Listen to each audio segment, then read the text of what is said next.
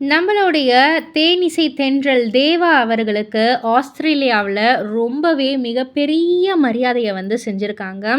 ஆக்சுவலா சமீபத்தில தேவா அவர்கள் ஆஸ்திரேலியாவுக்கு சென்றிருந்தபோது, அவரை ஆஸ்திரேலிய தமிழ் கலை மற்றும் பண்பாட்டு மேம்பாட்டு மையம் அந்நாட்டு நாடாளுமன்றத்திற்கு அழைத்து சென்று, நாடாளுமன்ற சபாநாயகரின் இருக்கையில அமர வைத்து, தமிழ் கலாச்சாரத்தின் பாரம்பரிய சின்னமான செங்கோல் கொடுத்து கௌரவிச்சிருக்காங்க.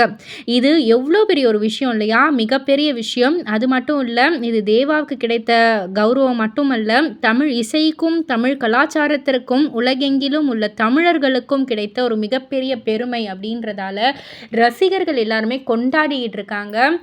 என்னதான் இருந்தாலும் தேவா சார் தான் சொல்லிக்கிட்டு எல்லோருமே அவங்களுடைய வாழ்த்துக்கள சொல்லி பயங்கரமான ஒரு செலிப்ரேஷன் மோட்ல இருக்காங்க.